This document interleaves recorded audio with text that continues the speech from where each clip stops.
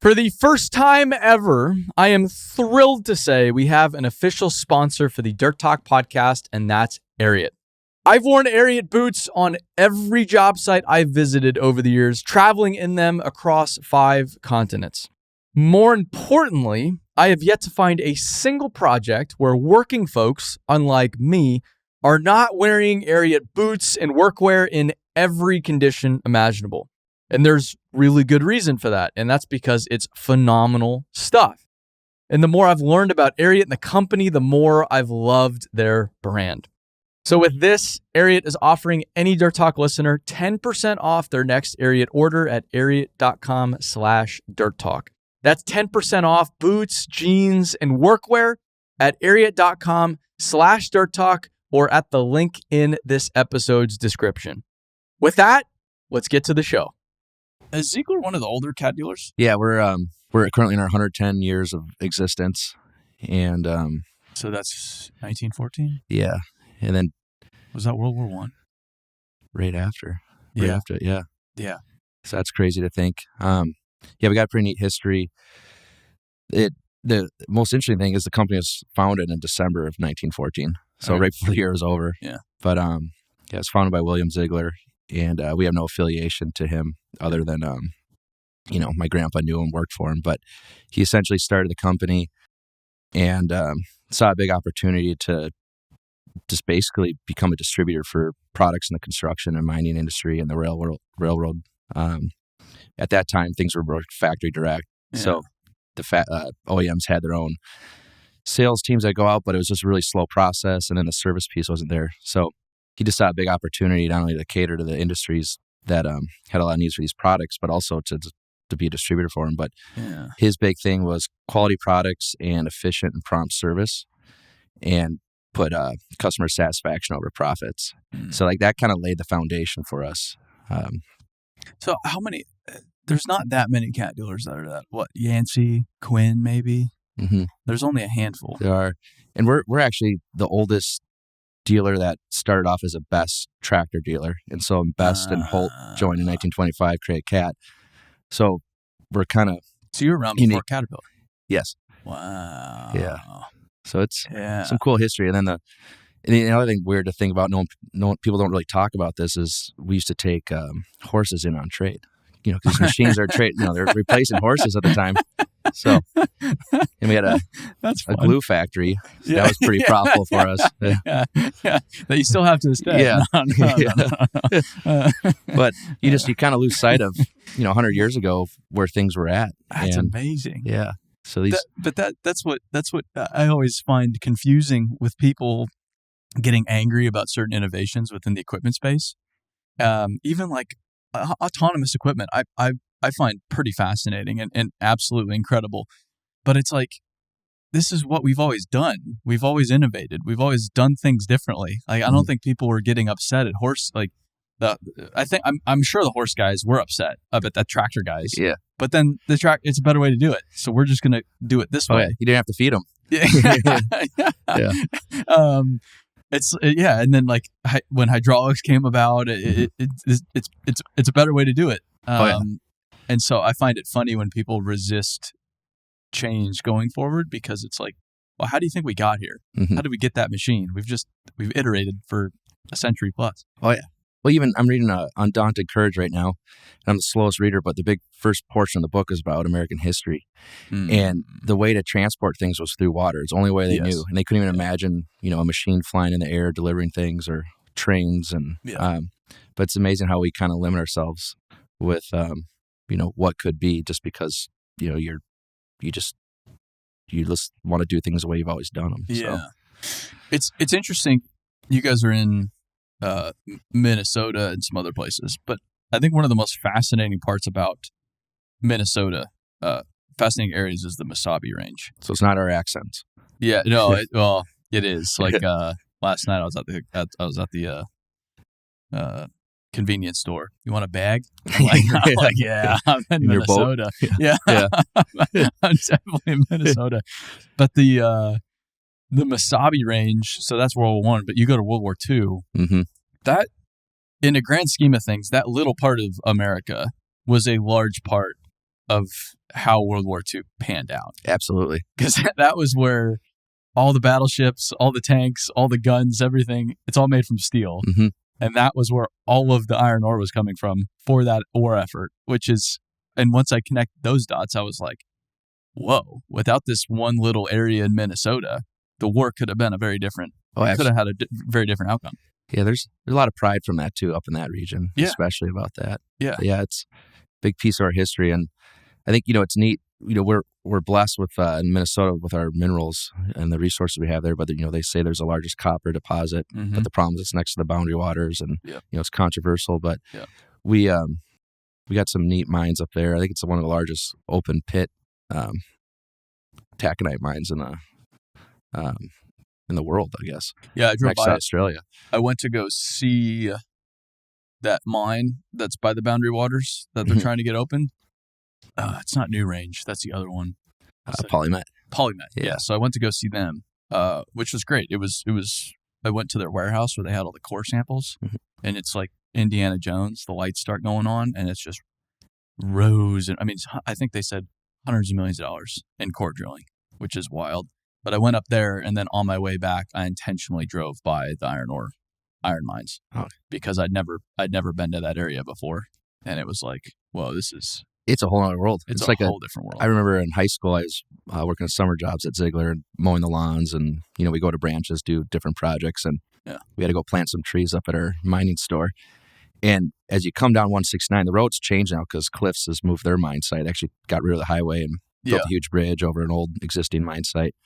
But anyways, I'll never forget coming down the hill and seeing the mines. I was like, holy cow, what are these mountains? What is this place? And it's just fascinating. And most people in Minnesota have no idea it's there. And then some older ones are even reclaimed and turned into mountain biking trails, cool things like that. But people don't realize they're from old mining pits. Yeah. So it's a neat part of our history. And, there's, the economy and the people up there really depend on it, but so does the nation. It does provide a lot of steel for us. So well, and World War II, going back to water, you just put it all to Duluth, which is then you go on to ship these freighters, then sail the Great Lakes to the steel mills down in like Illinois, Indiana. You make the steel, and then you take it to the shipbuilding yards on the Great Lakes as well. And then you just sail it through the lock system out into the Atlantic, and there you go. You've got your warship. Yeah, it's just that easy. Yeah, it's pretty cool. It's pretty cool. Another thing, Duluth, where all that leaves from, on the far western side of Lake Superior, Caterpillar looked at that to be one of their HQs back in the day. Really? I can't remember the reasons why it didn't fully happen. Well, but they probably went up there in winter like, no, we're good. But that would have been pretty neat to have them in our backyard. Yeah. It's beautiful up there. It's a really special place when it's warm, when it's cold. Oh, people surf there in the winter. I believe pretty it. Neat. Yeah. Yeah, it's beautiful. The seasons change and you got a lot of different landscape, but it's a pretty neat part of our state. So the dealer was started by Ziegler, William Ziegler. When did your family come into the picture? So my grandpa served in World War II, and then he went back, finished school, and then started working for Caterpillar out of Illinois, and then he was a district manager for the Minnesota area, and so he called on Ziegler. And kind of how the story goes from what I've heard is basically, he was enjoying his time at Caterpillar, and I think his next assignment was to go overseas. But my grandma really wanted to stay in Minnesota and raise a family. And I think, when you turn down an overseas assignment with Cat, it kind of stifles your career. So he got hired on as a controller at Ziegler. And at that time, he and William Ziegler didn't really get along, or Bill Ziegler. And apparently Bill Ziegler said, please tell me you didn't hire Len Hoeft. And, because, his job was to hold the dealer accountable and, all those things. So they kind of have a different type of relationship at that time. But anyways, they became really close friends. And Bill Ziegler didn't have any continuity. He had a son-in-law and I think a daughter, but essentially he didn't have anyone that wanted to work in the business. So my grandpa saw an opportunity to continue to basically take over and buy him out, with the support of Caterpillar. And so that period took quite a while. I think in the 60s, it really started to ramp up, and then the 70s, he had full control. But there was 120 shareholders at that time leading up to that. So, and then so my grandpa took over, and he brought a lot of professionalism to the business. I think we had about 4 to 5 stores at that time, 300 some employees, And he brought financial stability and just a strong commitment to the customer. He was known for really engaging with employees and customers. Yeah. And I think that's a big part of his legacy. And then my dad took over in '79. I think his last, he had a lot of jobs on the service side, and then he actually worked for Barlow World for a couple of years. My Really? mom and him moved over to South Africa. And they're in South Africa. Yeah. And I thought, aren't they up in like Mongolia too? Yeah, I don't know. Yeah, at one point Wagner's up there too. Yeah, Mongolia, and they must have bought them. Yeah, I want to say they're in Mongolia as well. Yeah, they're a pretty neat operation. Yeah, we go to South Africa in May. Oh, really? Yeah. Well, that'll be nice. Go to the mines. Yeah, that's gonna be a pretty neat experience. Yeah. But my dad learned a lot about, I think we call it job site solutions now, but measuring productivity of equipment and machines, and so he, over there he really learned how they do that with the mines, and then he brought that back to our dealership, that type of mindset, and obviously that really ties well into the Caterpillar value proposition. But so that's kind of a neat thing. But my dad was all about culture and vision, and the company saw a lot of growth, not only with Caterpillar with their products expanding, but also he always had a firm belief that if we're going to serve our customers, we got to give our people and the tools and the resources to serve them well. So as the customers grew in rural areas and communities grew, we grew with them and added expanded our footprint with locations and people. And Can you explain the relationship in simple terms between Caterpillar and the dealers? Because I think people are still, they don't quite understand how it works. But I think Caterpillar is Caterpillar because of the dealers. Mm-hmm. And I think some people in Caterpillar might dispute that. But the dealer network that Caterpillar has is incredible. So how does... Yeah, that's a great way to say it. It's incredible. I think, just to put it in simple terms, my grandpa said if he was traveling overseas and he got in trouble, he'd go to a fellow cat dealer first before the U.S. Embassy. It's a tight group of people that are like-minded. We feel we sell the best products and we're all committed to our customers. But if you really want to get a cool perspective on it, there's an old article in 1996. It was a Harvard Business Review article with old CEO Don Feitz. And it was called Making Dealers Your Partners. And it just articulates really well what that partnership is, the competitive advantage of the dealer network. And also it gives a glimpse in the 90s of what, they're advertising more as Product Link, but Vision Link, and what connectivity will eventually do for machines and dealers. So it's a neat article. You got to check it out. But essentially, some people compare us maybe to like car dealers where we sell, machines just like a car dealer will sell cars, but we feel we're more than that. I think you go to a car dealer, you don't always get that full partnership feeling. And with the dealers and the dealer network and our support with Caterpillar, we truly create these partnerships with customers where they have one machine or 100. So what we do is we essentially help sell, what we feel is the best products in the industry to customers. But then it's more than that. We help them get the most value out of it, help them have the most success with their business. So I like to look at it. It's like we're the conduit between a phenomenal product and the customer success. And and the dealers are all independent businesses. Yes. But within this, and they're all split up by territories. Mm-hmm. Within this territory, if I buy a brand new 395 excavator, it comes from you because you're the only one that can sell that excavator in this territory. Yes. But you're separate from Caterpillar. We are. Yeah. It's interesting. And I have drawn the parallel between cat dealers and car dealers, but you're completely right. The car dealers are not very solutions focused. Yeah. They don't really care unless maybe I buy like a Rolls Royce or something. Yeah. Maybe then I get a little bit better service. But well, it's interesting on that point. My dad also, you'll probably hear me talk about him a lot because he's an important person to me. But he said, always study the automotive industry because they're always a few steps ahead of us. Uh-huh. And it's interesting. It's true. Like right now we're big on retail and online sales, and you look at the car industry, they're starting to do that. But, the competition's increased. There's margin compression. There's a lot of challenges that we're facing today that the automotive industry, if you read about them and what they're up to, faced, even 5 to 10 years ago. Yeah. And there's a publication called the Digital Dealer, and it just focuses on the automotive industry. And it's pretty neat, the things you see in there. And, it's a little bit ahead of where we're at with stuff. So it was kind of good advice. I guess with automotive though, it's far more fragmented. Mhm.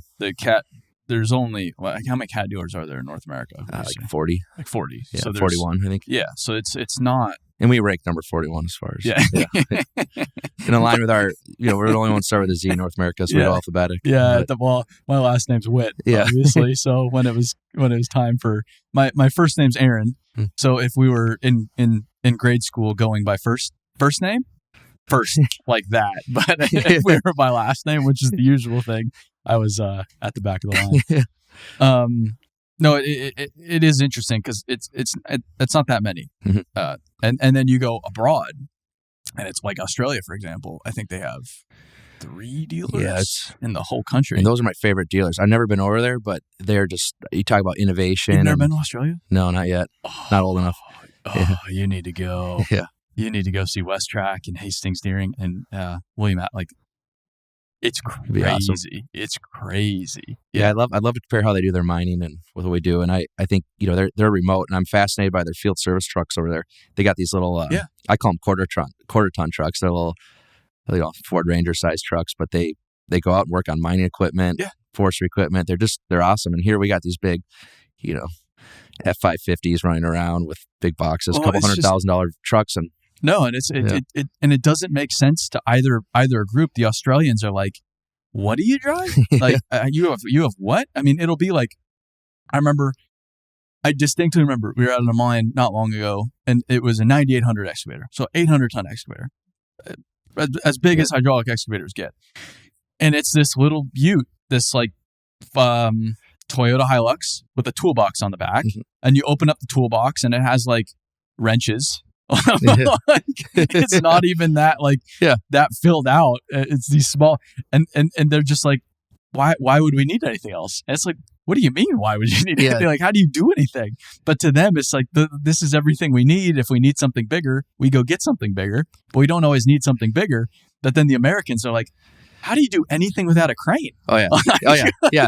You mean you don't have a crane? Yeah, it just does not. It does. We're even not more weird. Our service trucks, we have the crane on the driver's side. So if you're on the road, that's how you could tell us apart, because everyone has them on the passenger side. Yeah. And that's another weird thing we do. We don't even need them on our side, but we just did it because when you pull up to a machine, it's easier to see. And, I see. But but it's interesting because they talk about doing more with less. Kind of a vision to do this shop bay of the future, and I was talking to one of our technicians. He's pretty sharp. We have these big rooms for tool cribs, and he's like, "Why don't you get these vertical lift modules you see in the parts department? Put all your tools there." And then and he's like, we only need like a handful of tools. Most of the sizes on these machines are pretty consistent across, whether it's a 320 all the way up to a 390.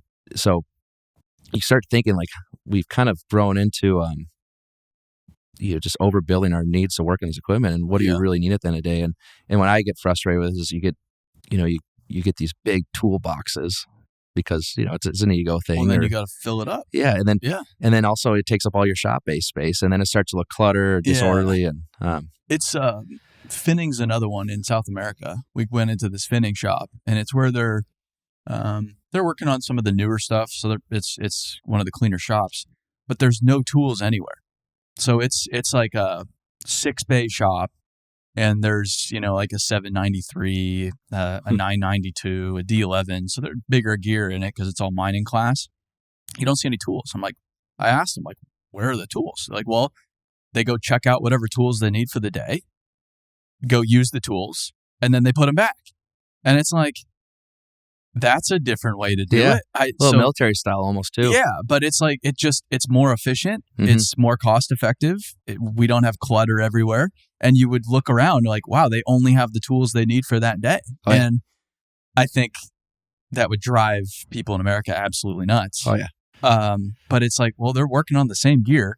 So and it might not be right or wrong. It's just a different way to do it. And then you go to Europe, and they have vans over there. Oh yeah, seriously, another extreme. But everybody's working full on the same machines. Yeah. It's Caterpillar. It's the exact same stuff. Oh yeah, but just different approaches. It really is. So I have a dream to innovate that, but also it's and kind of the phrase I'm trying to use is NASCAR. I'll say crap out it for the podcast here, but basically, you look at NASCAR, or you look at F1. the time, 5 to 10 years ago it took to basically do a pit stop is, they've compressed it significantly. And you look at our shops, we build larger shops, so we hold more equipment. And, that's a big expense for us as a dealer. And if you could do more with less, so maybe you have 4 shop bays, but you turn the job 3 times as fast, you're NASCARing the crap out of it. Yeah. You can get better efficiency, but also the customer gets their machine back quicker. But it's interesting because it's a whole mind shift to even start to go down that path, because, there's fear all of a sudden you don't have enough work coming in, all of a sudden your shop's going to be empty all the time. Sure. And you got safety and different things like that. But if you look at F1 or NASCAR, I mean, it's remarkable what they can do in 3 seconds. Yeah, and I was watching, like I'm sure you follow Red Bull online, but I was watching Red Bull Instagram. They're like, how fast can we do a pit stop in the dark? And it's like, come on, like who has this idea? And they filmed it with infrared cameras. They had infrared lighting, but they shut the lights off, and and they still did it in like 3 seconds or 3.5 seconds. And they filmed the guys like up close. They're kind of like fumbling around because it's pitch black, but they're that good. They're so dialed in. But then I think that's the struggle too. Like having a business that's over a century old, there's not that many businesses within the United States that are over a century old. So just that alone is extraordinary, which is great because it builds quite a moat. But then at the same time, it's harder to innovate and change things when you've been doing it for over 100 years one way. Like I don't have, with our company, we've been around 6 or 7. We're not up against the status quo because there isn't a status quo. But when you have, like, how many people are at the company now, too? 2,500. 2,500 people, 100 years of history. Yeah. That's a big ship to move around. Yeah, I have with the team, we're doing a lot of, we do a lot of thought leadership things. And I think, bad Photoshop skills here, but I basically took a picture of a cruise ship, a cargo ship, and then I photoshopped a tail on the back of it. And essentially, we're a big ship that's hard to move. And then when it comes specific to certain elements of change, we let the tail wag the dog, meaning certain people that aren't on board, they can really sway whether you do it or not. So we got some challenges there. So explaining why we do stuff, the vision, and articulating that is extremely important. But the analogy I like to use is when a machine's down and a customer is like, we need it now, we jump on it immediately. We figure out a solution and we get them up and running quickly. And I want to take that same mindset essentially to just any challenge we have with the organization, treat it like a machine down. And we do that with recruiting, especially with technicians, because, one challenge is you get someone hooked, but then it takes a while to get back to them. So it's like, let's treat every application like a machine down. And all of a sudden we're seeing this throughput and hiring and a different pace there that we haven't seen before. I see. So I'm trying to change that mindset. How do we stay true to who we are and what's made us who we are, but innovate and adapt as things evolve? So, and we were talking earlier today about this, but people consider, like in a dealership, your biggest competitor, like, the other OEM, whether it's John Deere, Case, Komatsu. But in reality, our biggest competition now is that experience, that high-end, awesome experience that you experience every day in your daily life. Yeah. That's what customers are comparing us to now. So if you love doing business with Amazon, or you love going to a certain restaurant, or you love ordering food from DoorDash, that's the experience customers are comparing us to, not the John Deere down the street or the other cat dealer or whatever it may be. Yeah. So it's so that's changing our mind shift too, is how do we take these best in class experiences and solutions in the industries around us or just the world around us and bring them into our business. And that's hard to do. But when the customer, if we truly listen to the customer and understand their needs, that motivates us to get it done quicker, or it helps enhance that willingness to change. One of the coolest things I think you guys have done that I think is brilliant is the TrueWork stuff. Oh, yeah. Like I walked around with Gary in the shops when I was here a few months ago. Awesome. It was the first time I'd seen your guys' shops and everything like that. And everybody's wearing the TrueWork stuff, it's very European, which you go out. And that's one of my things. Like, that's one of my talking points now. You go, like, why do we think construction or mechanics are construction workers, mechanics are like second-class citizens? A lot of times they look like second-class citizens, and looks aren't everything, but looks are quite perception is reality. Absolutely. Yeah, the pilot on the plane, it doesn't matter what they're wearing, But if they show up in like sweatpants and slides and get in I'm going to be a little nervous. It could be the most capable pilot in the world. Right. I'm going to be a little nervous. Or like a police officer, they wear a uniform for a reason because they're in a position of authority, and that is important. And so I think that's one of the best things the Europeans do is they're construction workers, they're workers in general. They look like professionals most of the time. They look good. And the clothing is still very practical for the application. They're still getting dirty and greasy, and they're still working on stuff. So that, they're going to get dirty, but they don't look like a mess. They look put together, which I think is really important. And so seeing the true work stuff in the shop, and it's like, I can't believe this hasn't been done before. This makes perfect sense to me, especially going for being around Europe. Oh yeah, it's a passion project. It's been the hardest project I've ever been a part of. Yeah. But it's the most meaningful change that I feel like we've driven in a while, because our biggest asset and our most important thing in our company is our people. Yeah. And a majority of those people are the technicians who are actually fixing equipment, our customers' equipment. And when I was a kid, I wanted to be a technician so bad. I saw that Ziegler uniform. I'm like, that is awesome. And then I found out I'm not smart enough to be a technician. The uniform is so important. And I, and I've always talked to my dad about it and things too. We always wanted to innovate and change that for safety, comfort, but also image. And, we feel we have the best technicians in the industry. Not even feel, we know we do. And, but they, we want them to look the part. And so I was with a friend and I was kind of expressing this frustration. And he's like, well, I know this uniform company, this performance workwear company, and you should talk to them. And I kind of blew it off because I'm like, there's no one out there. And, I reached out to Helly Hansen. I got blown off by them. Yeah. And so anyways, I finally, like, you know what? It doesn't hurt to reach out to him. And I met the owner, Brian Sikora, and holy cow, he's one of my heroes. He, what he's doing for the trades and his team under his leadership is just phenomenal. They're bringing dignity to that role, to the trades. I don't want to talk poorly about Carhartt because we all love Carhartt growing up and things like that. But, Carhartt just says work harder, work harder, work harder. And and Brian's like, no, it's more about working smarter too.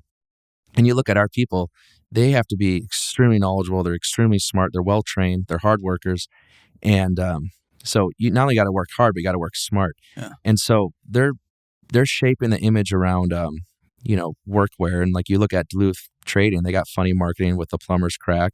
But how's that bringing dignity to a plumber? Yeah. That plumbers are super smart, and also they're committed. They show up on Christmas Day when your drain's clogged up. And but anyways, so he's bringing he's changing the perception of the trades and bringing dignity to it. And he kind of related, it's like almost like your costume, and you're to your point, people will judge you by how you look. Yeah. And we want our people to feel confident and have that dignity when they leave Ziegler and they're wearing their uniform. They go to their kid's soccer game or they go to the grocery. And I think a testament to it was there was one of our technicians was actually at a Jimmy John's, and this high school kid's like, holy crap! I'm paraphrasing here, but holy crap, that uniform is effing fly. Yeah. No, he's like, it's fly as F, and it's just like, all right, we feel we hit the mark. But I got to tell you, it's a hard, we're held captive by the laundry piece of it. So if anyone's listening out there knows how to innovate the laundry piece, we're stuck with Cintas, and that customer experience isn't what we desire. Yeah. But then secondly, you can't make everyone happy with uniforms. Everyone's got opinions on clothes. Sure. But it's got to be better than the 1970s polyester that they've always been wearing. Yeah. And I know it's kind of a long-winded thing. I'm just passionate about this piece, but essentially, it's going to evolve just like our normal clothing. Get a new jacket, it wears out. There's going to be a better, newer one out there. Yep. And so I think it's going to be cool to see where it goes. We're not where we want to be yet, but we got them in it, and it's been awesome. Is it the whole company now? Yes. Like, they have I think their biggest innovation is their FR stuff. So the FR piece isn't fully adopted because we're testing some of it out. But, FR is this old, clunky, hot, bulky apparel. Now we got this FR kind of stretchy stuff that looks like a sweatshirt. Mm-hmm. And so we're transitioning machinists and welders into that. But if you're a technician doing normal wrenching, you're in the new True Work uniform. And I'd say the pants are a hit. The jerseys, people either want short sleeves, long sleeves, but we're just going to evolve it, and I'm pretty excited about it. No, it's a big deal. Ariat's been a big supporter too, and even their FR. I was talking to them about their FR stuff, just how far along FR has come. The guys I had on, they were like, yeah, this is FR. I'm like, what are you talking about? It's FR. It was like, like that. It's almost like fashionable. Yeah. It's FR. Like, yeah, it's FR. What? I didn't even know they could do that. But that's why we've been involved with Ariat and others, is because I think it's so, I think a lot of people would dispute this out in the field, say it doesn't matter what you wear. I completely disagree. Oh, yeah. And I don't think they really believe that either. It really does matter what you're wearing. And I haven't seen a company in the United States at scale change and think about what their people are wearing like you guys have done. Seriously, I'm not bullshitting here. I haven't seen it before. And I've actually seen more of the other side of it, which is key leaders saying it's a waste of money to get our people nice stuff, because then they leave and take it with them. And I'm like, oh no, too short-sighted. I cannot. This is so, like, maybe they do leave, but now they're advertising for you. If it's nice, like Randy, he's at our company now, but when he was at Blunt, he would get their people some really nice stuff, because he was like, even if they go to another company, it's so nice, it's going to be their favorite sweatshirt or something like that. Yeah. And they're going to be wearing it at the competitor. Yeah. So why wouldn't I want that for $130? Like, yeah, to me, it's a good investment. Yeah, and I don't know, when we're paying way more to transition this direction, but it's I'm sure it's not cheap. Yeah, but we believe in it, and I think it's going to be neat to see where it evolves and stuff. But it's my favorite brand out there. I've totally bought into their mission and who they are. So yeah, I'm like I said, how long has it been going for now? When did you transition everybody? I think a year and a half ago. Okay. So, and we got complaints. Like I disagree with some of them, because I wear this stuff personally. I test it out at home. Yeah. And actually, I did a motorcycle trip this summer. I wore a new prototype jersey and absolutely loved it. Yeah.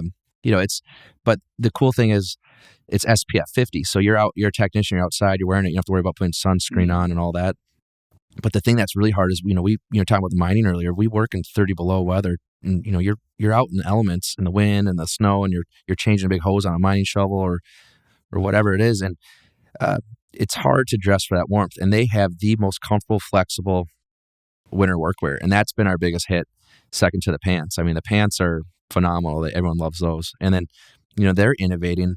They're putting knee pads in, and we're talking about finning down in South America and how they only have a few tools that they're using during the day to work on stuff. Yeah. TrueWork's looking at tooling and how you carry that as well. And I think it's going to be neat to see how they evolve that. But, how we carry our tools onto the machine and work on them, that whole experience needs to evolve. And well, and finning, that was one of the other things. So you go into their CRC in Antofagasta, which is one of the more impressive CRCs I've ever seen. I would say your guys is up there too. So appreciate it. Yeah. You guys have a pretty nice one.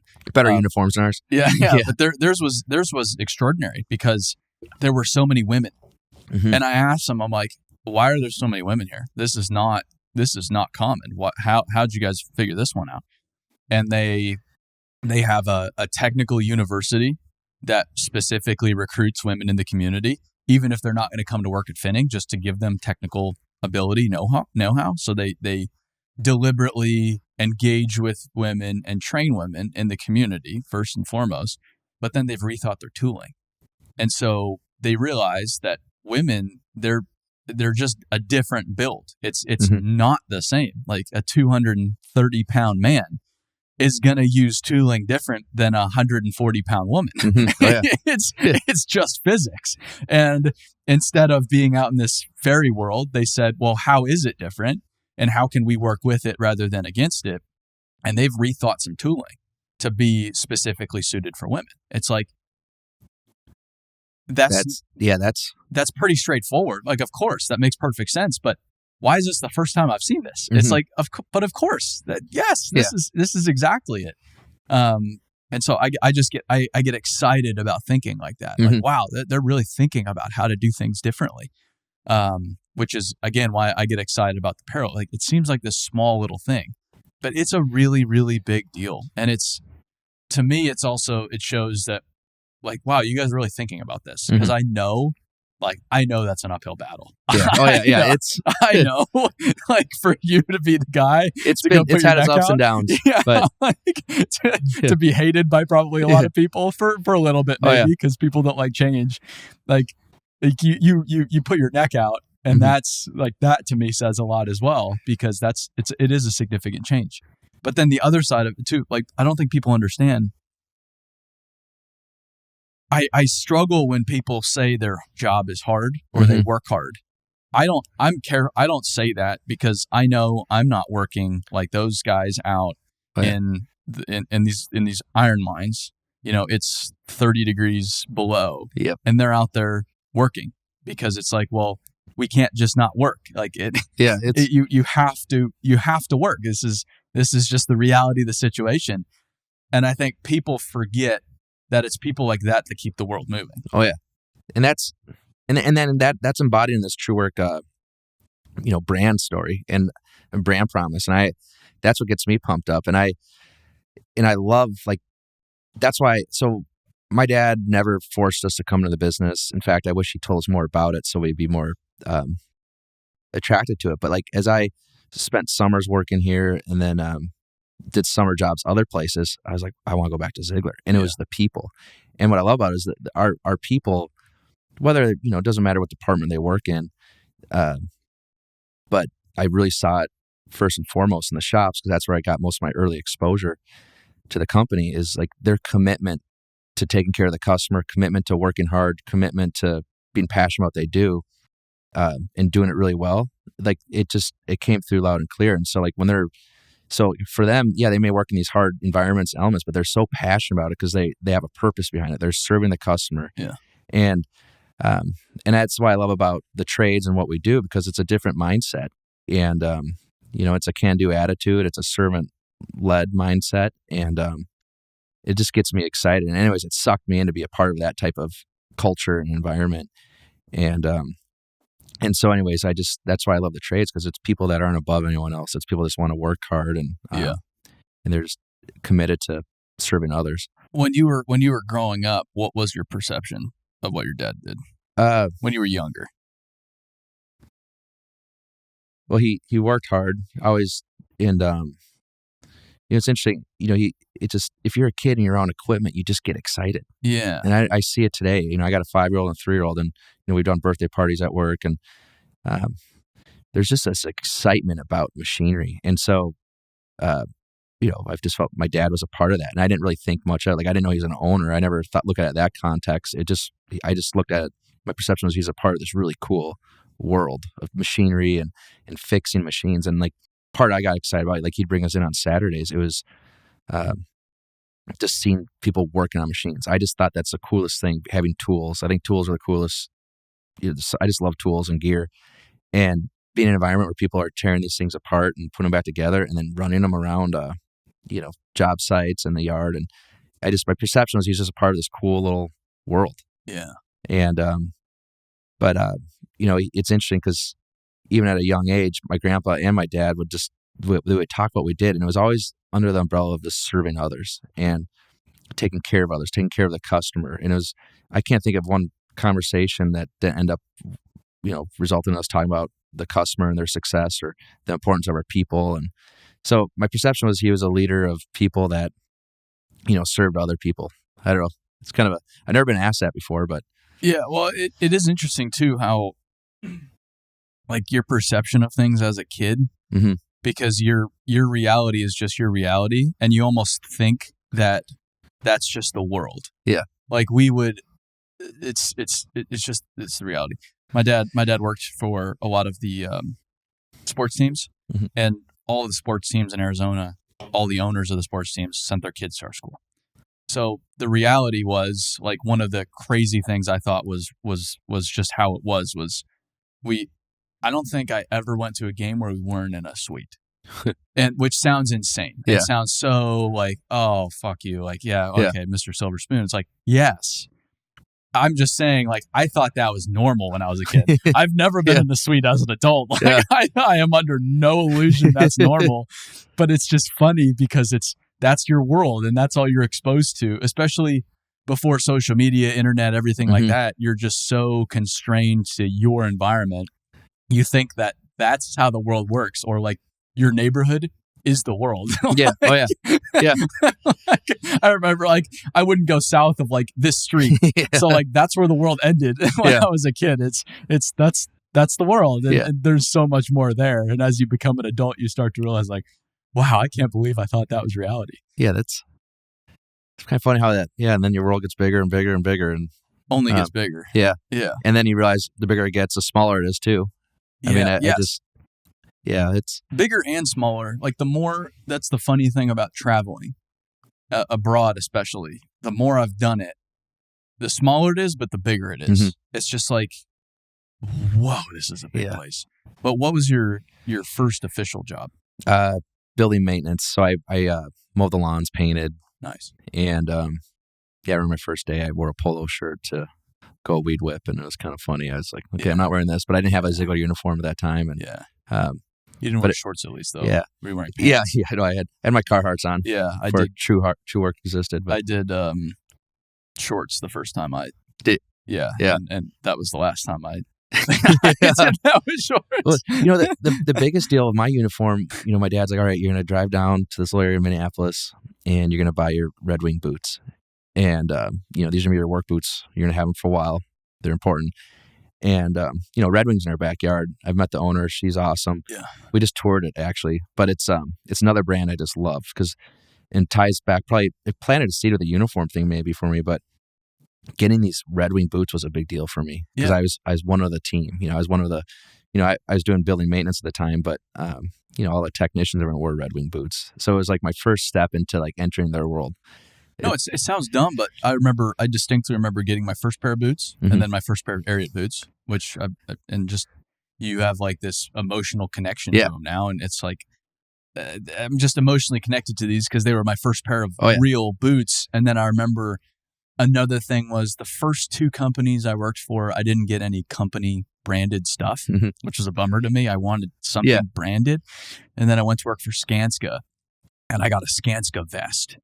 And I thought I was just the coolest cat, man. I was so stoked because I had Skanska on the back of my totally vest. Get it. I love it. It sounds dumb, but I just, it was it's really special. Yeah, it was a big deal to me. Yeah. And that's how I want all our branding to feel when an employee wears it. Yeah. And I think, we got an online store, ZieglerStore.com. If anyone's listening. Yeah. No, but feel free. I'm big on hats. Like I remember another part of that uniform was I'm going to go in the front and I'm going to buy my cat trucker hat. And I wish they still made them like they did, or I wish I collected them more. But so like the Red Wing boots, the hat, it was a big deal for me.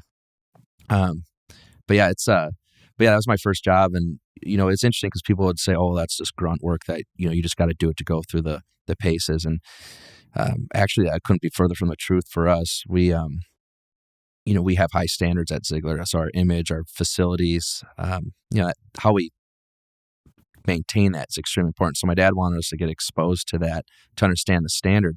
But then secondly, we're going out to different branches. We're meeting people. Yeah. And so it was a pretty impactful job for me. And then, we have a thing, a cultural training at Ziegler that we run every employee through. It's called the Ziegler Way. And in retrospect, that's when I really learned what the Ziegler Way was. And, we don't cut corners. You do it right the first time. In fact, I remember building a wall. It was with our VP of sales' son. And I were building this wall with an older gentleman named Bud.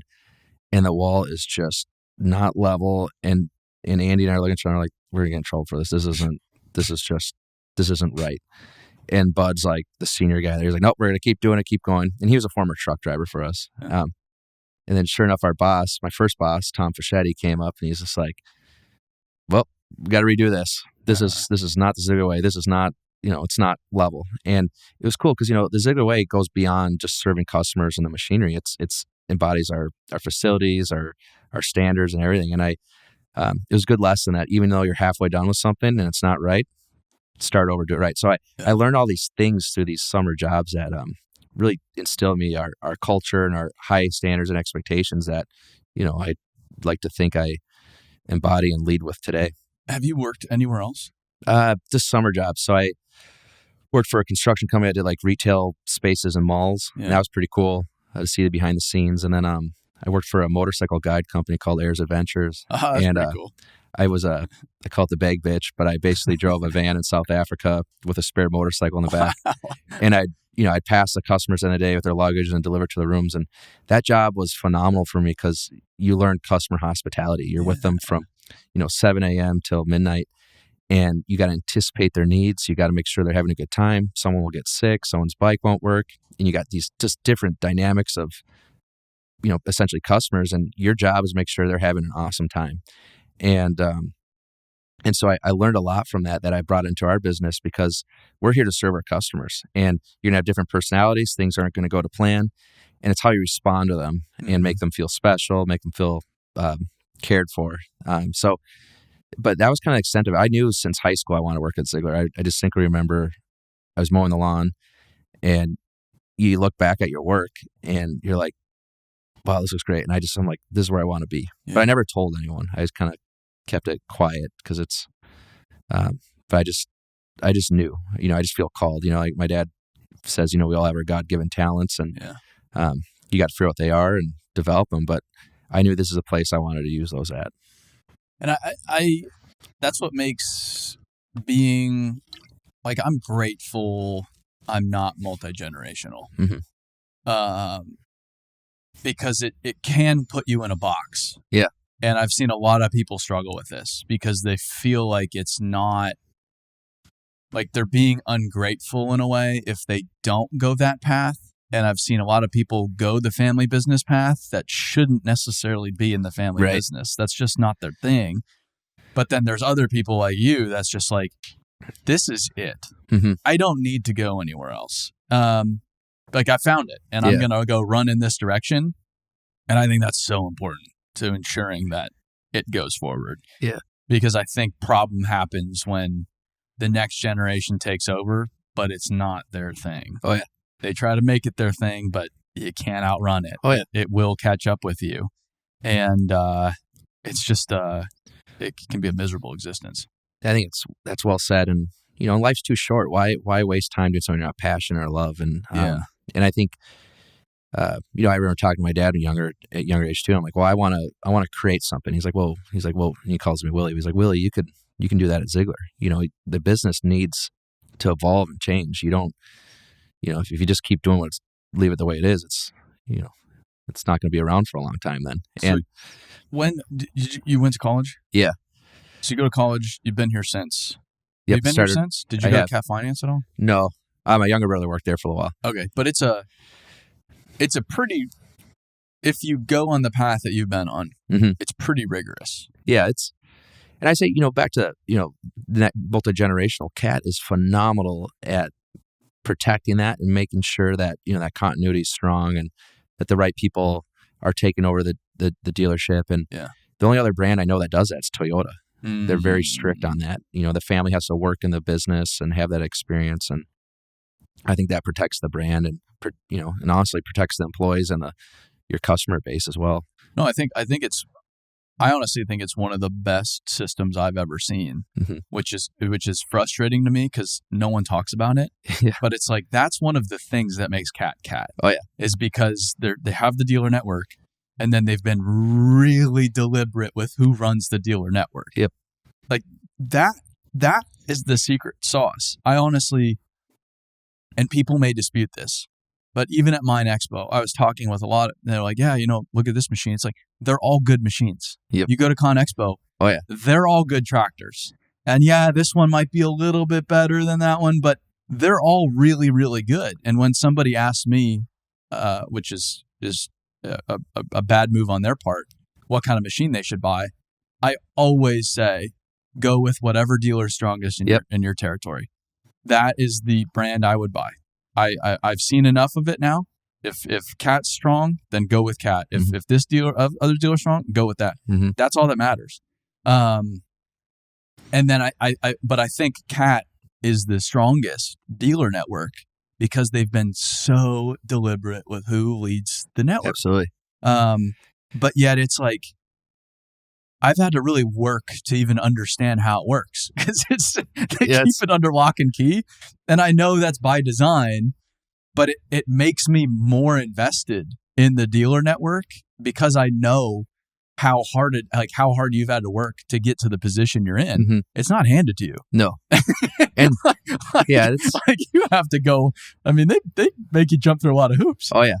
And even beyond that too, like Cat has their expectations and process, and I think my dad's had a really very strong expectations with the dealership and that commitment to taking care of the customer. And so it's you're getting from both personal side and then from the Cat side, and then I don't take any of it for granted. And even when you're a Cat dealer, things are more established for say 10 years from now, like I still won't take it for granted. We gotta constantly keep evolving, because to your point, our competitive advantage is how we take care of that customer and our service. And there's good machines out there. So how do we continue to differentiate ourselves where it's hard for the customer to go anywhere else? Yeah. And so we got a lot of neat projects in place. Some are just to help get better at the basics of what's made us who we are with our growth. But then some are more innovative, forward thinking that are going to help us differentiate ourselves. So it's interesting to balance all that. And then, in Cats, they expect a lot. They got a lot going on, and that puts a lot of stress on resources and us. But I think, truthfully, we're very aligned with them and their expectations. And when that happens, you're getting a lot of good things done for the customer. So, what are the basics? Oh, because I feel like in conversations, everybody loves talking about the innovation. Yeah, it's like, yeah, it's sexy, this and that, but that isn't. No. It's like almost distracting from what matters most, which are the basics. Like what are the basics of taking care of the customer? Oh, I love, this is my favorite topic. Before I get into that, with innovation, I'm sponsoring the culture of innovation at Ziegler, and our VP of IT's. So you couldn't help yourself. I know, but he's taking over. But innovation for us is it's not that big crazy idea that like a startup has and stuff. It's just continuous improvement for us. It's taking what you do today and just making it a little bit better. Even if it's that 1% better every day mentality. But so for us, the things that we can differentiate ourselves are the innovating on the basics. So we changed recently our continuous improvement core value to continuous innovation, because we just want to get better at what we're currently doing today. Mm-hmm. So with that said, I just want to establish like innovation for us is just getting better at what we're doing every day. And so anyways, those core things, that the foundational things for us I call it the little things, the standards. So when you walk in our shop, it's got to be totally clean and orderly. And I don't care if it's a 1950 shop or a brand new shop that we built last year. Essentially, it's got to live up to our standards, and things need to be orderly, whether it's how the toolboxes are arranged, how pallets are placed in that service bay. Mm-hmm. I want the parts department to look like a grocery store.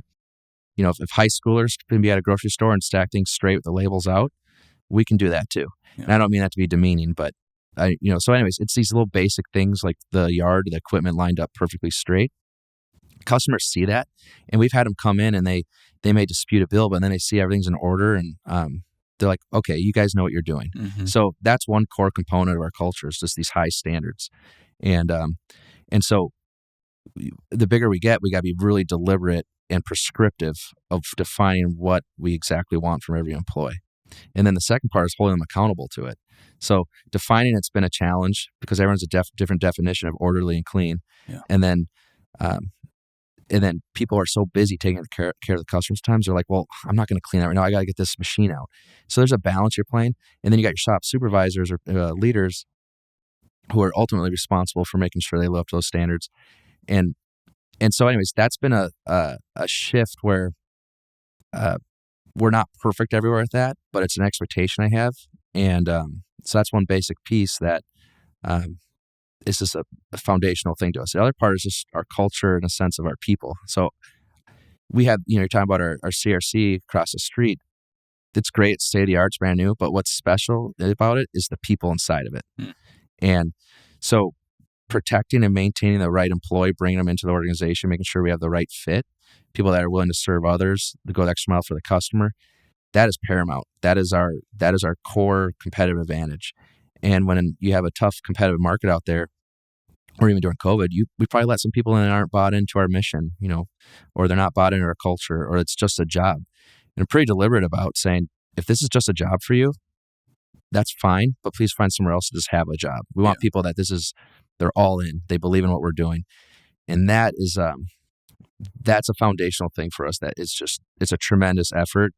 But we want high performing employees. We want them engaged, and then basically another foundational thing is just the service side in itself. Are we repairing the equipment efficiently? Are we going to die in a timely manner? Are we doing it right the first time? And are we communicating to the customer effectively? Are we getting the part to them when we say we are? Are we getting back to them? All these things are just core things of who we are. And so now we're leveraging new technology to be better at it, to communicate more effectively, to be more efficient. So that's one thing. And then just that whole sales experience. How do we make sure that we're all over our customers and that we're not too big for them? There's these perceptions out there that couldn't be further from the truth. So anyways, crawling all over the customer is a big focus for us, making sure that, everything like obsess over the customers. Amazon's all about it, having that awesome customer experience. So I don't know if that really helps understand, but it's like these are some basic things that we got to make sure we're totally dialed in and do really well before we continue to push ourselves to grow further. No, and I think those basics allow you to grow further. Mm-hmm. I think one of the things I've identified, and I talked about this at the summit a few weeks ago, is looks are really important. Mm-hmm. I can walk into a shop, I can walk onto a job site, I can probably tell you if that company is best in class or not, just by the way it looks, because that is foundational. Mm-hmm. That is really where things are built from. And if it's not tidy, if the equipment isn't parked up in a deliberate way, if people look like shit, for lack of a better term, if the shop's a disaster, if materials are just scattered, if there's trash on the floor or in the parking lot or whatever it is, that to me is like they're not dialed in on those basics. And I'm not saying we're dialed in those basics, but that's why you can ask these guys. I am a stickler for those little things because I know that's where everything else stems from. If we can't do that, then who are we to think we can do anything else? But it's quite rare. And like, two of the other companies I'm going to be talking to this trip, Vite and Ames, those two companies are some of the biggest sticklers for the details that I've ever seen. But look where they are. Like, it's not by accident that they are where they are. It's so true. And it's funny.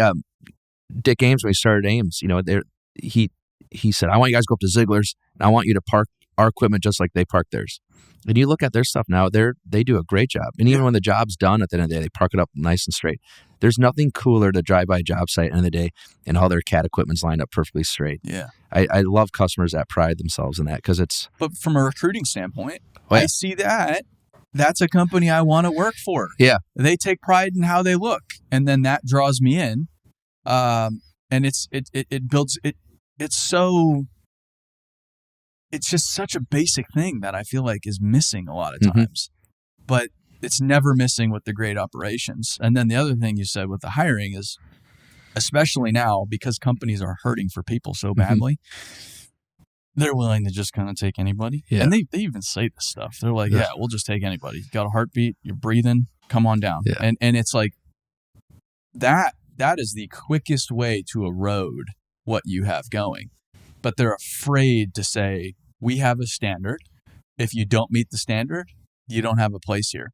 Even we've been afraid of that. But now, especially this coming year, I'm really trying to lean into it, especially from a hiring standpoint. Like, we almost had a thing where we would have hired this person.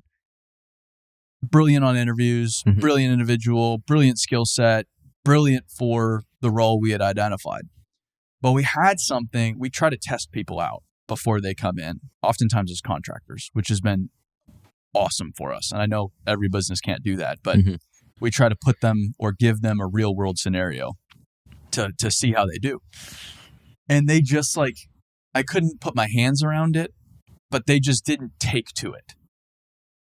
Like we needed that person in that role to take to it. And we didn't hire them.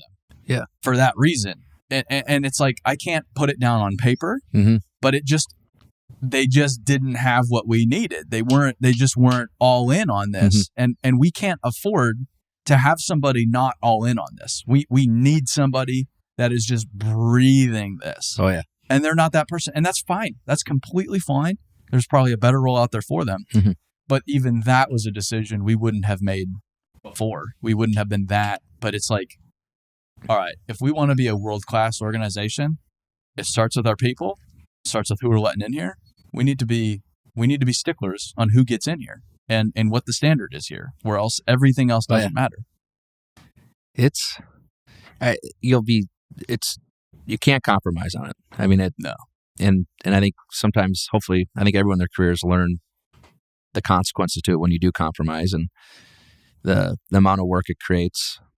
It's just not worth settling on the front side. No, but it's easy to let it slide, and especially like it's been hard for us, and we're at like 50 people, 60 people, whatever we are now. That's incredible. In the thousands of people. Yeah. It's probably what the hardest part is about that is someone asked, do you know every employee's name, or like how do you, like obviously you don't, but that's hard. We're a family business, and but it's just, some stores you get out to a couple times a year just because of distance or whatever it may be. But so we have a big thing. It's like, how do you feel part of a company, the brand, and all that? And and I want to, there's just, for me, it's, I want to know as many employees as I can. And, they mean a lot to all of us. And but that's the hard part too. Is like you grow a lot too, and some things get compromised, and that family feel is something that I'm trying to experiment with. How do we continue to maintain that yet be the size we are? So it's so that's something that's been kind of new for us to navigate. But it's if any organization, true organization, it's not rocket science. It's all about the people.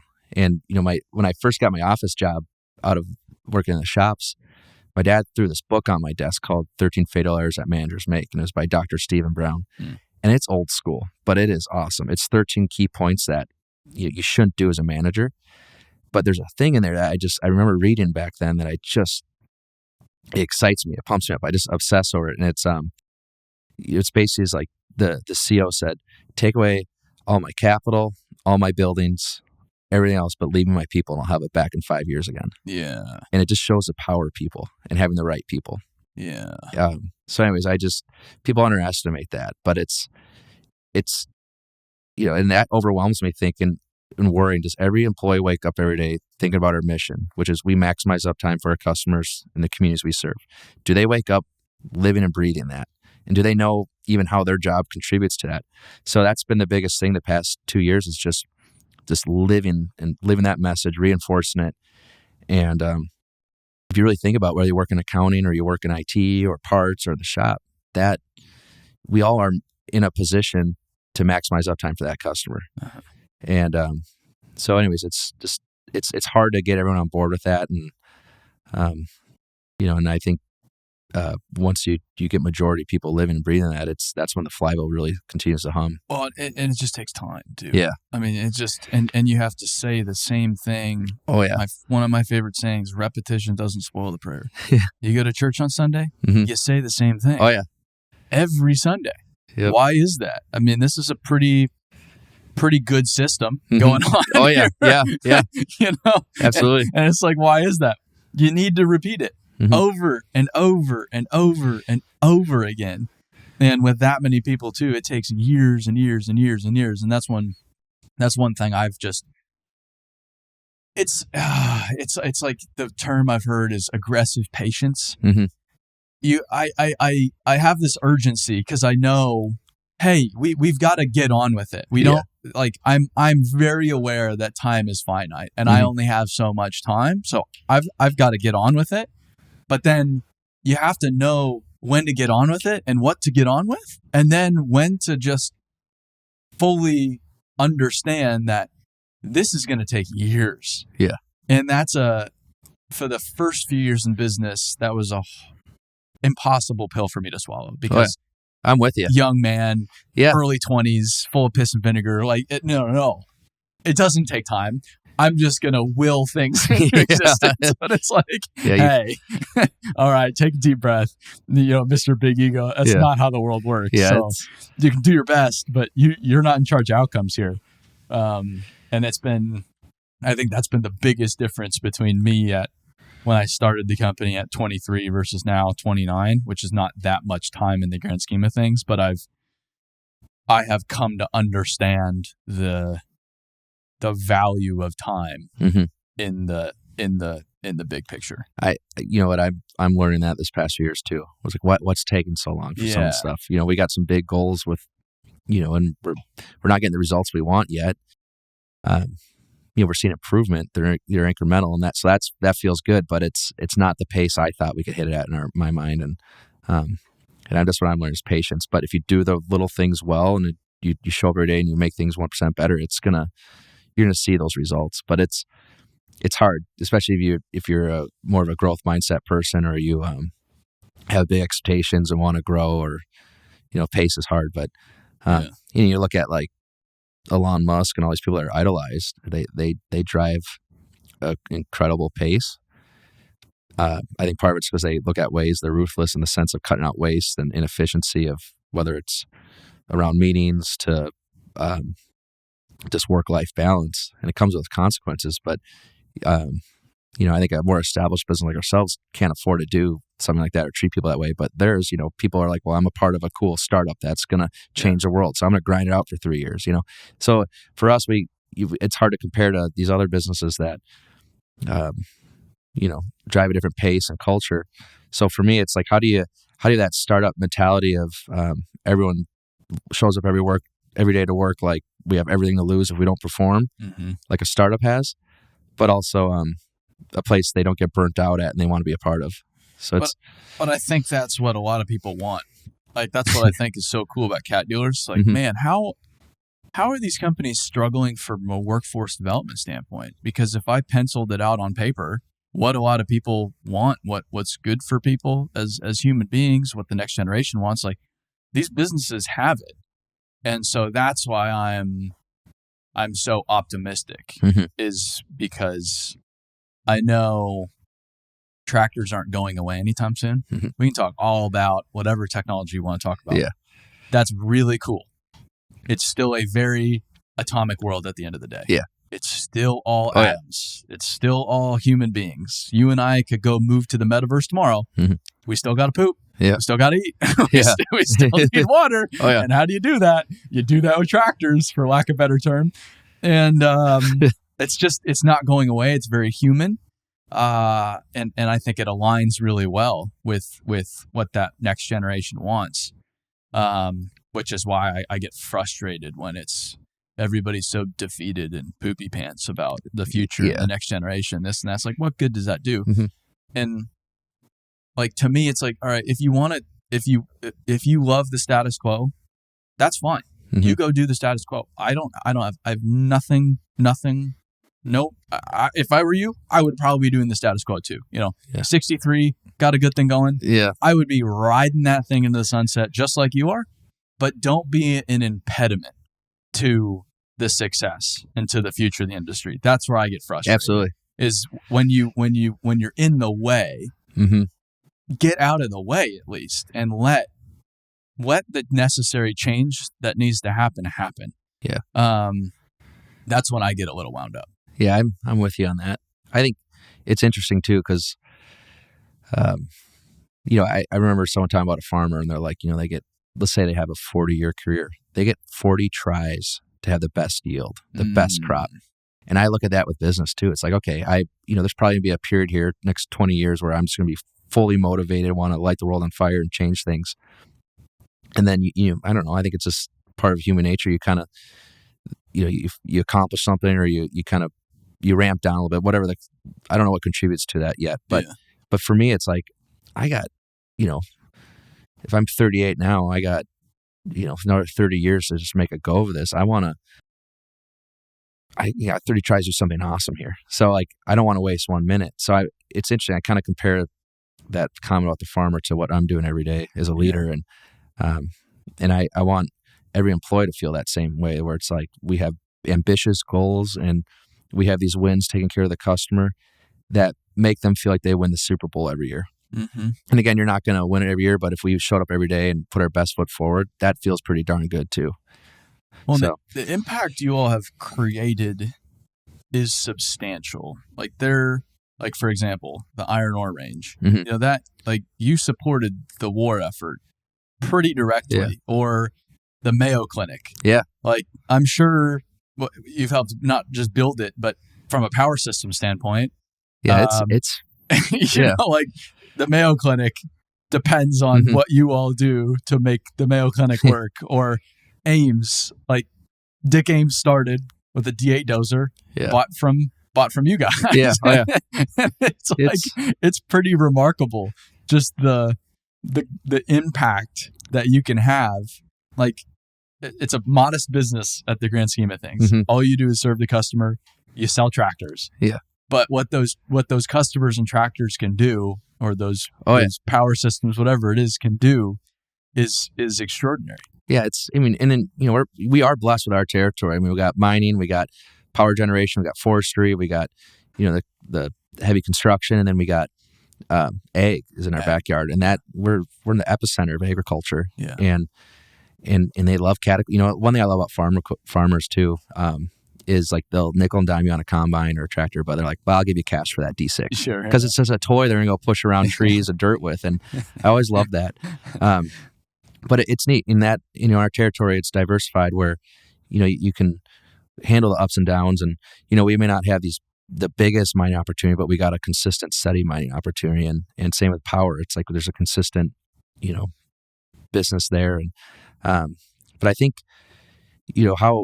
how we interact with our customers is something that I'm excited to continue to evolve and change, because our territory consists of this Midwest work ethic, these farmers, these hard workers, and we got a short window of time to get things done from basically your summer season. So from late March, April, all the way to November, people are out there working, and it drives this efficiency and this productivity that maybe you don't see everywhere else because of this window of time. But I think, but there's a lot of new people getting in the industry and customers, and there's more of them. And it's how do you reach all of them? How do we let them know who we are and our commitment to serving them and being their best option? And I think it's going to be interesting to see how that evolves in our territory, because there's a lot more competition. There are different industries and opportunities, but it's neat. Like even our rental industry, like our rental business, we're able to serve all these other people that maybe aren't moving dirt, but they're building buildings, and it's just cool. We had a neat territory, and I just want to make sure that we're positioned to make sure we're serving all these customers and these opportunities we have. It is interesting what you were saying out there earlier this morning too, about how I think the whole generational thing is problematic, because people then put people into boxes. Well, you're a millennial, so you're in the millennial box. Like, well, that's the dumbest, the dumbest form of categorization. Like, that's ridiculous. But there are also some common themes between generations, just based on the realities of the world. And so back in the day, I would grow up working. That was pretty common, especially in a place like this where you do have ag and some other industries where it is more rural. Yeah. I'm not in suburbia. And so the kids worked. You're free labor. You're working. Like you don't get a free lunch around here. But then you go to, the country has urbanized. I didn't grow up. I grew up in suburbia. There weren't opportunities to do that. Even if I wanted to do that, I couldn't have a newspaper route. Right. That wasn't a thing. I couldn't be a landscaper because there were already really good landscapers in here. It wasn't a thing. And so legally, I couldn't get a job until I was 16. And some people 17, 18, some people post college. If you don't have a job until you're 22, you are really screwing up. But like, just for yourself, it's huge. But that's a lot of people. And so when it comes to taking care of the customer, it's interesting because you have to train on technical ability, but you also have to train on these other skills that you haven't previously had to think about, like how to shake someone's hand. Yeah. Oh yeah. That's a simple thing that a lot of people haven't learned. How to look someone in the eye, how to tell them your name, right? How to communicate effectively, how to not get upset, not take stuff personally. Be self-centered. And, how to check your ego. And If you have an upset customer, because that technician in that service truck out in the middle of nowhere, that's not just the face of your company, but the entire Caterpillar brand. Yeah. That one of, blue chip corporation, one of the most American companies out there. That 19-year-old kid, 20-year-old kid, 21-year-old kid, that's the face of the brand. Mm-hmm. And so it's not even just the technical know-how anymore. It's how do we take these, I look at it like, how do we take kids and make them adults? Right. If I can figure that out as a business, if I could build a system that does that, we haven't figured that out yet, but if I can figure that out, there's no way we can't be successful. And that sounds, it's not even me minimizing anybody. It's just like, wow, they just don't have these skills because their parents didn't teach them. Yeah. No. School didn't teach them. If they have a previous employer, they certainly didn't teach them. They probably taught them the opposite. So no one's taught them this stuff. Why am I going to then go get upset that they don't know how to shake someone's hand? Instead, they don't know how to shake someone's hand. Oh, yeah. Wow. We probably ought to figure that out because they're the face of our brand. That's important. Oh, absolutely. Yeah, it's, and I think it's an opportunity too. I think, first of all, I know this monk. This guy's awesome, and he was telling me, he's like, everyone, we're designed to work. You got to want to work, and I think that's one societal thing that we got to make sure people understand is like you have these talents, these gifts you have. You got to identify what they are, and then put them to use to serve others. And I think, and I just look at how I was raised with my parents. I was blessed with phenomenal parents, and they working hard was important to them. Whether it's doing chores around the house and then doing them right, and then also helping others, serving others. And I think so. For me, I got a 5-year-old and 3-year-old, and I'm all about making sure that they do chores. And also, there's studies out there that say kids that were assigned chores and had things to do at a young age are likely to be more successful growing up. And it's not rocket science, but I think that the thing that's important is people they see all these people in society that we highlight and idolize that are very wealthy per se, but they're not, or they don't work. People just want to get rich and just sit around. And it's like we're not designed to do that. You get fulfilled by using your talents and using them to serve others. And why I keep saying serving others is I've been to a lot of funerals through my life now, and the good ones I've been at, and what I mean by good is like I walk away want to be a better person. They're people that they weren't a president or an organization. They weren't super wealthy. They're good people that spent time with other people. They loved others and they served them. They helped them. And it's like, every funeral that I walked at where people excelled at that, I walk out and I'm like, that's who I want to be. And I think we got to instill younger people. It's like, it's not all about you. It's you got to use your talents to help others. I guess, I don't know. It's kind of a thing on my mind lately because, and further that too, I think I've been blessed with good mentors in my life, and some of them I've sought out and found, and some they kind of fall in your lap. But I think everyone needs to find someone, that they can lean on, they can talk to, be their true self, and then also check your ego at the door.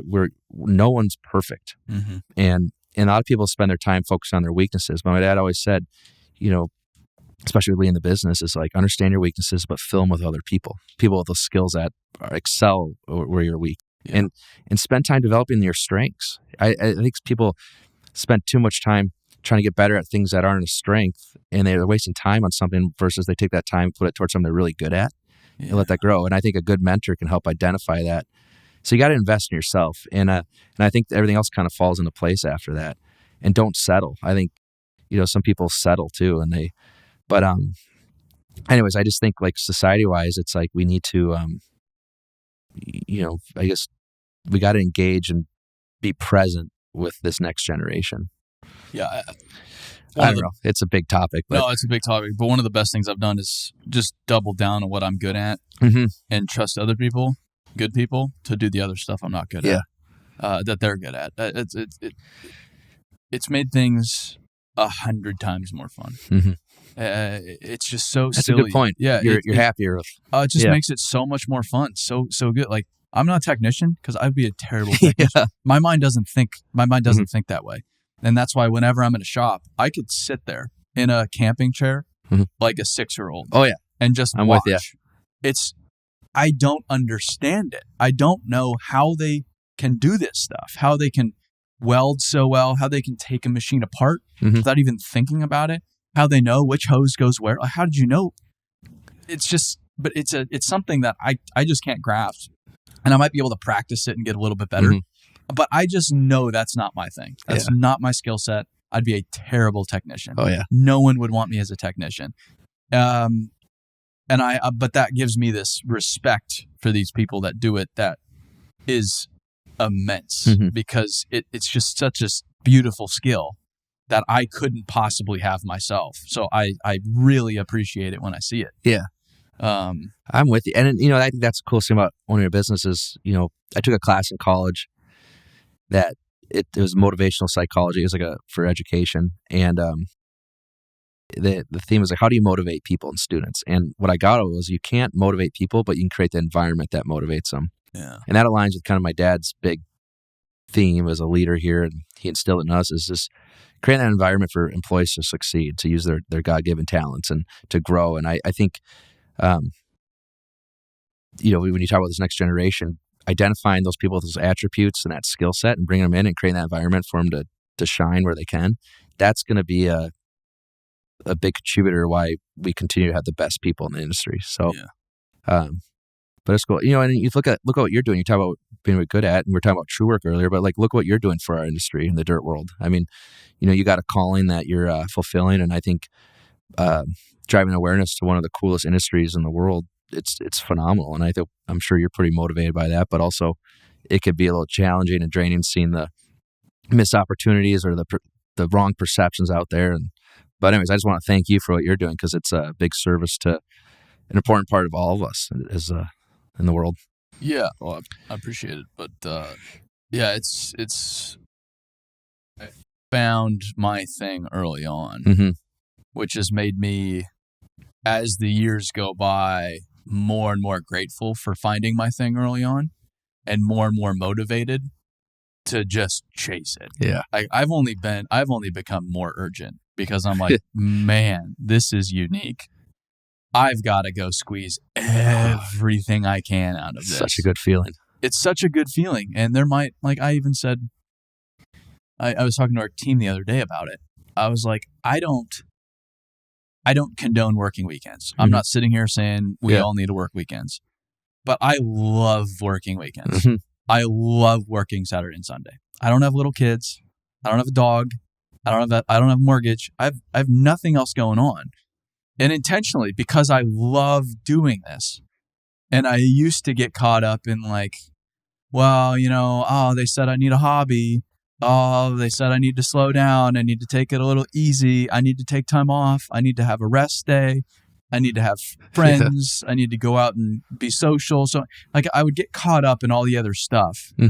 But the further I've gone, the more comfortable I've become just doing my thing. Yeah. Just doing my thing. It's awesome. I love it. And so the more I've done my thing, the more fun I've had. And I just want to keep doing it more and more and more. And then find other people. Like Jason was in town. He helps run our company. And I hate doing business dinners. Hate it. It is just not my thing. It is, and it's nothing personal against anybody. I just don't like. So you saying we're not getting dinner tonight?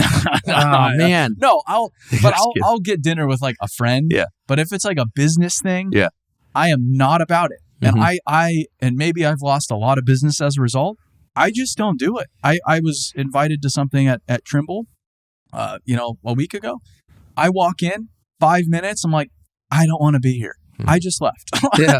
Well, that's one of Elon Musk's big things. Short-sighted, but it's like, I didn't want to be there, and it's nothing personal. It's just my thing, and I went and had dinner by myself. Where'd you go? There's this sushi place that I really like in the Venetian or the Palazzo. I forget what it's called. But it's good dinner alone. I was so happy because I was with people all day. I just needed because I know I need my time. So, but I think what you're saying is like it's perfect advice. It's something I'm working hard at. But like, what drains you, what fills up your gas tank, and with energy, and having the confidence and the discernment to know when when to participate, when not to. That's something that we all got to, work on. I think, like for me, I have certain things that fill up my gas tank, make me who we are, and there's certain things that drain me. And if you're not balanced on that, you're gonna run yourself out. And I think, and I think people are really worried about hurting other people's feelings or whatever. But like Elon Musk, I just saw a thing online that posted about 6 things that made him successful, and one is if he's not, don't stay in a meeting that you shouldn't be a part of. Yeah. And I kind of like that. I mean, there's certain things you can't walk, politically or whatever. You got to be a part of. But I got to sing the song. But the fact that you, you're doing that and having the confidence to do it, that's going to pay dividends for you. And I just wish people didn't. Oh, yeah. Yeah. It's time for dinner. Well, yeah, no. I just wish people didn't take it so personally sometimes. It's like, hey, this has nothing to do with you. I just don't want to. What about breakfast? No, but that's like if you were to come to Nashville, I'd have dinner with you. Yeah. Or I've been making people breakfast in the office. I'm just like, well, I like making breakfast. Mm-hmm. They don't. It's not a bad breakfast. I can make a decent breakfast, so I'll just cook breakfast for us. Yeah, and everybody enjoys that more. It's like, this is great. On that note, I don't want to prolong this too, but it reminds me of something that I've really aspired to. But the founder of Airbnb, he said there's certain things that make you who you are, your gas tank, that make you special, and you got to keep filling them up. Yeah. And finding what those things are is super important. I think that's one thing I've found, things that give me my creativity, they give me energy, and I try to invest time into that and recharge. And then the things that take the energy from you, you gotta identify that and manage it, but and cut it out. Yeah, and it doesn't matter what your role is or who you are. No. It's so important. So I think the fact you hit on that is it's personally an important thing to me, and I think hopefully listeners can relate to that. And I don't know, but I appreciate you sharing that, because it's something that a lot of people overlook. Yeah. They feel like they got to be a certain person or a certain thing in a role, and you got to be your true authentic self. And oh man, and I see other people doing it. Yeah, and I was like, if I had to do that full time, man. This is gonna be my new thing, though. I'm gonna invite you to dinners all the time. I just like to go to bed. I like to cook my own dinner. Yeah, but I appreciate you having us. Mm-hmm. Appreciate our time together. Yeah. So yeah. Thanks for sitting down. Yeah, absolutely. And have a great Thanksgiving, and thanks for everything you're doing for us and the industry. We appreciate it. Yep. Right on. Yeah. Well, that's all.